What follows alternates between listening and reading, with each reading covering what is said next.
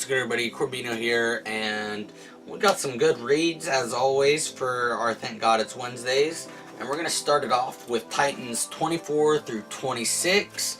I believe I started with Titans 23. I read a couple other issues back with the the Lazarus contract tie-in or whatever, back when I was reading Teen Titans. Teen Titans I'm not a real fan of anymore. I'm not a huge fan of the Black Wally West or Damian Wayne. So them being the only ones that are left, no thanks. So now I'm reading Titans, and I'm liking it. And, you know, I was catching up with it. And Miss Martian and Nightwing are not the best of pals. They don't really see eye to eye. Miss Martian's been placed there from the Justice League or Martian Manhunter to keep an eye on them, basically. And they're not a huge fan of it. Anyways, so issue 24, they're fighting these monsters and these creatures and like elves and whatnot in a park because some old guys, like creations from his old books or something, are coming to life. And the evil elf thing, creature or whatever, somehow his mind swaps with Raven, and so now Raven's like mind or soul is trapped in that fake world place, and now fake Raven is here on our planet. Not sure when we'll get back to it because they have not yet. Issue 25, Miss Martian and Nightwing are trapped in going through like fake TV crap, and I really like it because it shows Miss Martian and Nightwing starting to sort of bond and get along, and I started getting pretty excited because I'm kind of rooting for them to have a relationship. Even though I don't know, is Nightwing supposed to be a Starfire right now, or Batgirl? I don't really know. But I was feeling that. I was feeling Miss Martian and Nightwing together, so I don't know. We'll see if it sticks, or if anything even comes of it. And the issue 26 is them going to help out some people in some village, like a snowy village place, and the blood cult's there, but also none of the people were actually there at all because they killed all of them already, and they're all attacking, and their psyche link or whatever they call it is broken. Miss Martian, connects them, and no one saw what happened or understood why the link was broke, but it was because Miss Martian's white Martian self showed. And, with the whole rebirth and everything, I don't really know if Miss Martian has been here, because you would think they would already be friends. It's still pretty confusing, all the rebirth and New 52 and all this, trying to say they're all connected or whatever. But anyways, they have this little black kid, I don't even know who he is, but he's been hanging out for a little bit now. And he's the only person that saw Miss Martian transform into her white Martian self, and he's like, I saw what happened. She goes, I know it was crazy. He goes, no, but I saw what happened. And I don't know what that really means, but we'll see, I guess. Next we got is Runaways number 13. I don't know who's being the artist right now, but I'm not a huge fan of it. I'm sorry, I mean, it's good, just not this. I've been getting really used to the Runaways style that we've been doing the first like 11 issues or so, and I think it's been since issue 12 or something, and I'm not a real fan of it. Anyways, we know Alex is back, and Chase is not happy. Nico, Carolina, they're not happy about it. Molly's happy about it. Old Lace isn't happy about it. Gert and Vic returned from the past. Gert seems like she don't really care. Vic doesn't know Alex. And Alex is like, I'm being chased, guys, da-da-da. And we don't really understand why he's back. The last time anyone saw him was Nico when she saw him in Hell or whatever. Comics. Anyways, and they're being attacked by the kids of the Gabora. Apparently, along with the 6 people that got to live after sacrificing to the Gaborum all those years with the Pride, the Gaborum's 3 children would get to live also. And they awoke now, and they're still really small. I mean, they're big to human standards, but to Gaborum standards, they're really small, and they didn't get to wake up in their peaceful, new world place that they were expecting, because, the Runaways defeated the Pride and the Gaborum, and so now they're like, so now you guys will finish the job for us, and we'll see how that turns out. Next we got a Scooby Apocalypse number 29. As we know, Fred is kind of back, and he is gonna attack some people. They're citizens of the Henry Hudson Ball. We turn and tell Velma and Shaggy that they saw Fred, or what they think is Fred, because of all the talk and whatnot of Fred. But remember, these people have never met Fred, so no one wants to believe that it's Fred. So Fred's out there doing his own thing, and they're trying to figure out what to do about it. See if it is Fred. Do they tell Daphne? And so Fred is out there, and he is killing monsters, eating them, doing whatever. And then he gets one monster and is like, time to join my army or whatever. And he's gonna create a monster army, so what the hell? Next we got is TMNT number 86. Bishop and the EPF, or whatever they're called, have attacked Burnout Island. The Triceratons and Utroms are fighting all they can. And the turtles are like, crap, we gotta get over there and help them. And they're like, but we need backup. And Mikey and Raph are kind of like, this isn't even our battle. And they're like, it is though. And so they leave some of their friends, you know, in the city to help protect it and, you know, the country, I guess, but mainly the city. But they go and get the Mighty Mutanimals, and I'm pumped for that. And they're gonna all go to Burnout Island and help save the day over there. Plus, they're gonna get their boy Slash back, which I need. It's been freaking, in our world, I think it's been a couple years since Slash has been under Bishop's control, and I hate that. I want him back. But also, they're like, well, we need some manpower for this, and they decide to unfreeze Sherelle, and I'm not a huge fan of that idea. And then the one like evil Utrom that's still there goes ahead and does it for everyone before they even have the chance to like vote on it or anything. And Sherelle, I'm just now realizing, is Shredder. I did not realize that. He's the Utrom Shredder from the 2003 series. I feel like an idiot for that, because we've talked about him a bunch. We've seen him in some flashback stories and whatnot. I never noticed it, and I mean, I feel like an idiot, because that's Shrell. That's the Utrom Shredder from the 2003 series, which is awesome. So does that mean Shredder's gonna be back, just Utrom, or this can be a completely different character? Either way, I'm pumped, and he's now awake in a giant freaking mecha suit thing, and not sure, can we trust him? Probably not. Next we're going to talk about is Justice League number 8, or the Legion of Doom. Mainly I just want to talk about is Lex Luthor has apparently had the Batman Who Laughs tied up, you know, in chains and crap, and he's like, you were right, I need your help. And so now Lex Luthor is now pulling the strings along with the Batman Who Laughs, which isn't good. Batman is still, you know, out for the count at the moment in like a weird futuristic wheelchair type deal, all broken up. Cheetah and Black Manta are on their own mission, and they're doing some crazy shit. They're killing. But really, it's just, what is Batman Who Laughs got planned with the Legion of Doom? Like, that's really, it was already a Legion of Doom, but now it really is, and I want to see what happens next. But I don't get to, because now I have to sit and wait through the Drowned story arc, which I really don't want to, but, you know, that's... Next we got is X-Men Red number 8. Oh, also number 8. Okay.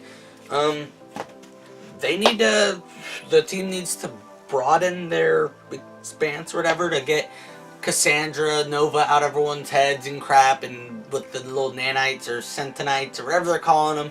And so they use Gabby. Laura's not a huge fan of it, but it happens.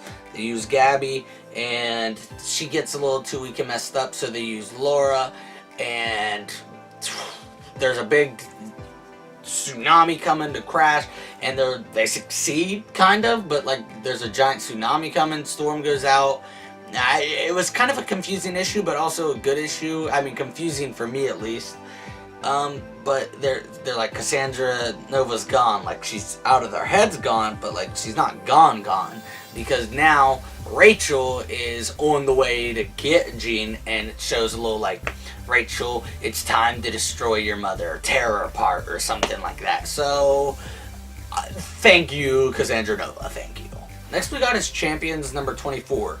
it's a fun little issue, but also we're just gonna forget that Wasp and Sam have shrank. We're just gonna forget about them for a little bit. I guess that's fine. Anyways, there's a school shooting at Miles' school, and Goldballs from the X-Men, one of him and Genki's best friends, was one of the victims, but he'll be fine. But now he's like, I could have done something. Why do I hide my secret identity? Why wasn't I there? And he's all emotional about it.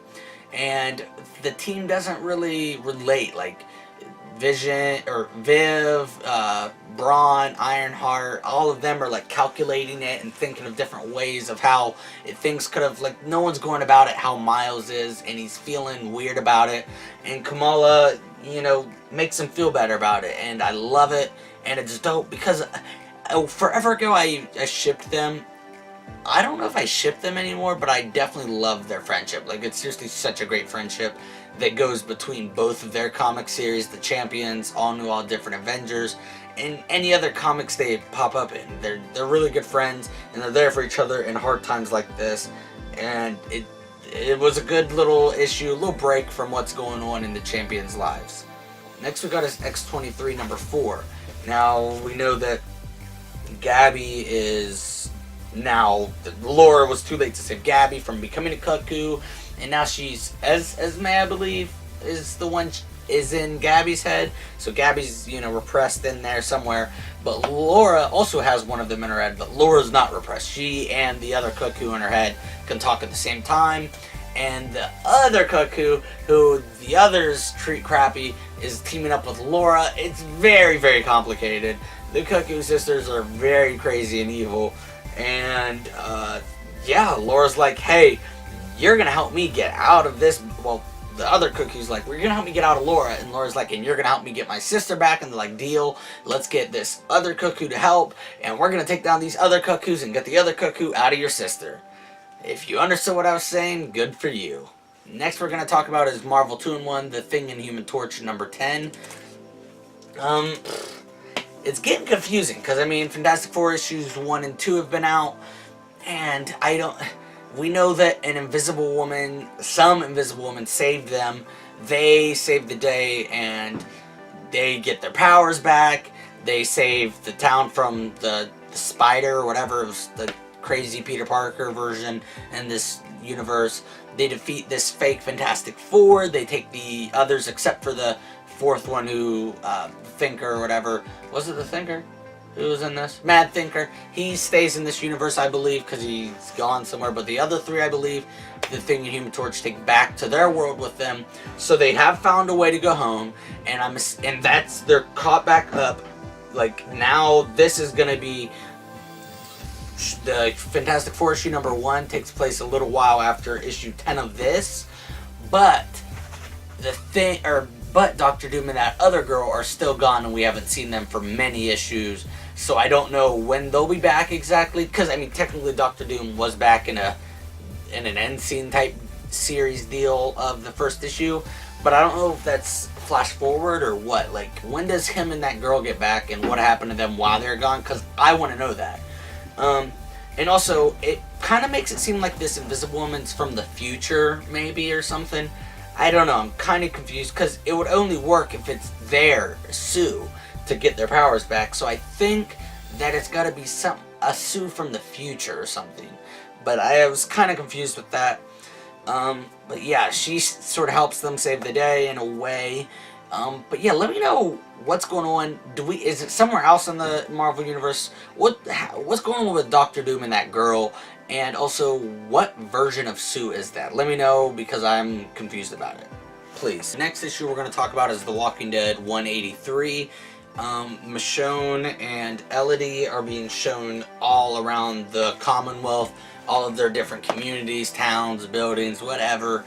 She's getting settled in. Seems like a nice place and all, but I guess a guard and a citizen get in a fight about a girl or something, I don't know, but they get in a big fight, and I believe the guard beats him to death. Maybe he accidentally kills him or something. I don't know. It got kind of boring in this issue, but still interesting in ways. Anyways, and there's a guard that's been helping out Michonne and them, and all these guards are attacking all the citizens, and there's a big riot. There's freaking looting, and everything's going crazy. Michonne's trying to help, and it's going real bad. And basically, the issue ends with Pamela, Rick, and everybody else getting back from Alexandria, and her being like, holy shit, what did I return to? Rick's supposed to see how amazing my place is, and didn't really get to see that. Next we got is Paper Girls number 24. Mac and KJ were trying to get the cancer crap out of Mac or whatever.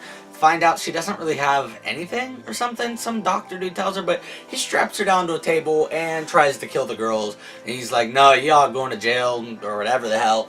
And KJ's got her little boots, and she's like, you know, and saves the day, get them out of there. And things are going great. And Aaron and the two Tiffanys are still with the old lady. She's from the past, the cave woman lady. And she finally gets the note from the other Aaron, who's apparently been here already, and it's a map on how to get home. So that's great for them. Now they just got to get the other two girls so they can all five be reunited and get back home. So things are they're looking up for them. And the final issue we're going to talk about is X-Men Gold number 36. It's the final issue of X-Men Gold. X-Men Blue ended too, because, you know, they're just going to be one. I think they're getting rid of, like, all the X-Men series. Well, probably not, because they've got Weapon X-Force and X-Men Red. But either way, there's a new mutant or whatever, doesn't know how to control his powers, and he's hurting people out in the streets. The X-Men show up to save the day, and a citizen shoots the guy, and they take him to the hospital. And the doctor's like, I refuse to work on him. They're like, that's, you know, prejudice against mutants, da-da-da-da-da. And he's like, I'm not trying to be this way, but if we put him under and he does something crazy while he's asleep that could hurt me or the other patients, which I kind of agree with the doctor. Like, it sucks to not be able to work on that patient. But yeah, if he does explode, like, he kills all the people inside, you know? Like, that's dangerous. But anyways, a nurse was walking by, and she was in a previous issue, and she actually was, so that was actually pretty cool, where she was against mutants, but the mutants, you know, helped her out or saved her or whatever during a riot. And she's like, you know what, you guys are actually pretty good. I'll do the surgery, I'll help them out. And yeah, so good for her, I guess. But yeah, that's it. We got lots of good reads, lots of good cliffhangers. Let me know what you guys are reading, and until next time, stay geeky.